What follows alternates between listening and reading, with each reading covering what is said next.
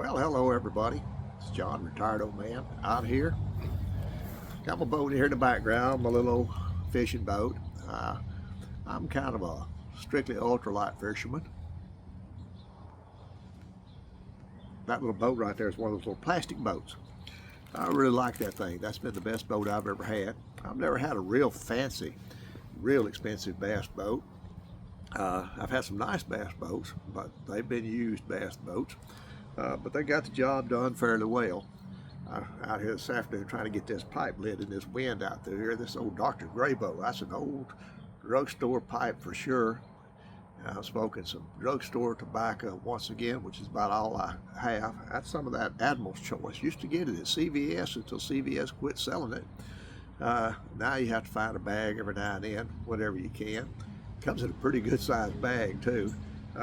This is cherry. It's got a nice little aroma to it.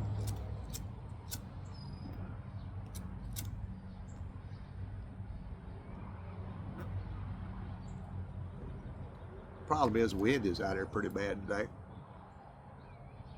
Anyway, I can have this little boat in the lake.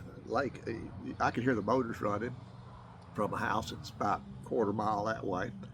And boat dock's about 3/4 of a mile away, not that far. It's a public boat dock, no charge to put it in. And the lake is Lake Tyler. I'm on the east side of the lake. Pretty well fished out. Live Scope's pretty much fished it out. I'm not a big fan of Live Scope. I'm really not. I don't know that it's the most ethical way to fish, but I'll let the folks decide that themselves. I don't own the lake. That lake belongs to everybody. It belongs to the jet skis. It belongs to the wake boats. It belongs to me. So it's not my lake, so I don't have a whole lot to say what goes where. If somebody wants to use Live Scope, they can use Live Scope, I guess. I just wish they'd take a little bit more care of the resources that we have. It's literally decimating the crappie. Believe it or not, all my life I've heard you can't fish a pond or a lake out of brim. I think since Live Scope came about, I believe that needs to be revisited, because I believe you can.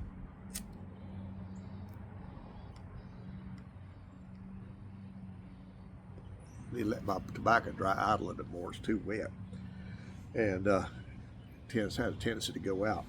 But anyway, that's one of those little plastic boats from Academy. Pond Prowler, I believe.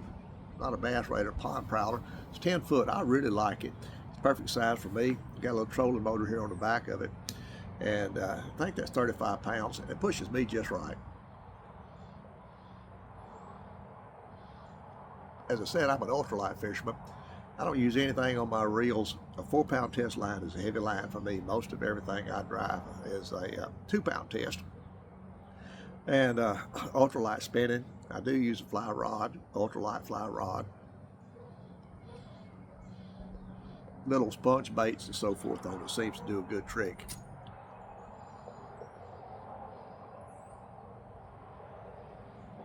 I don't know why it's not staying lit today. It ought to be doing pretty good, but it's not. Not real sure what's happening. But my wife and I, we do enjoy eating fish quite a bit. And I don't like to smell up the house on the inside. So I have a little outfit here on the back porch. And I'm at the side of the house right now. Which brings me to this point right here. I see the air conditioner over the corner.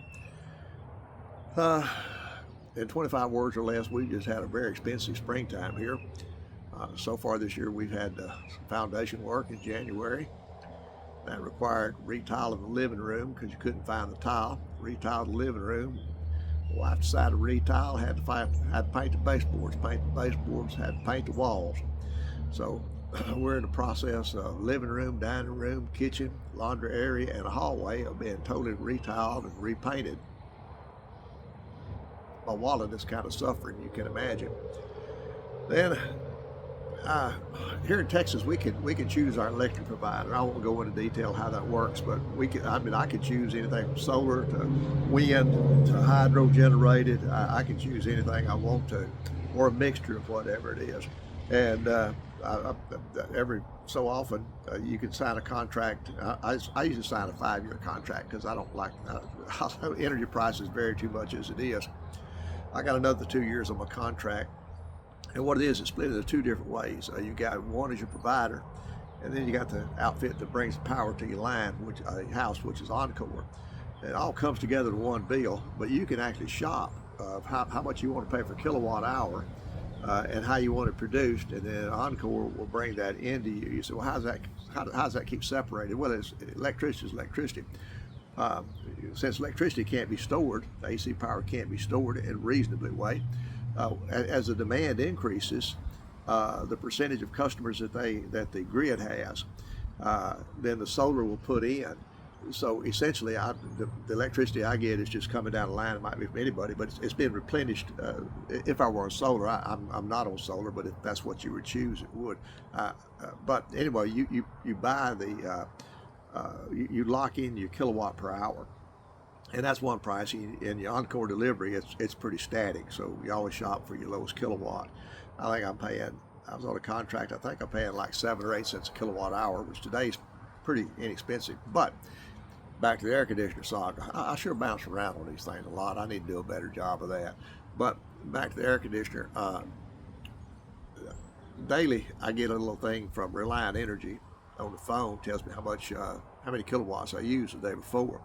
Kind of helps you budget out the bill, kind of forecast what your bill's going to be. And we had a little cold snap here about a week or 2 ago, and I got a thing 4 days in a row that my power usage had exceeded by 25% what it was last year. Well, this time last year was a lot cooler. Well, I had a fella come out and take a look at the air conditioner, and that's about 12 years old, which means it's R22. If R22 is like a unicorn, you can't find it anymore. It's been banned to sell, to install, to repair. There's really nothing backward compatible that really works efficiently. So I'm either going to have to patch that one up, even though it's only 12 years old. Since the wisdom of, and I'm not anti-environmentalist, I'm not. I believe in taking care of the planet, but also believe in reasonable too.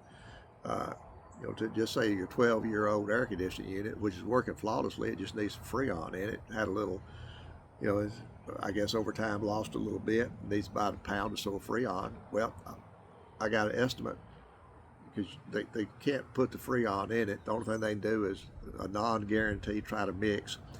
So I got an estimate of $13,000 today to fix the air conditioner. Well, replace it actually.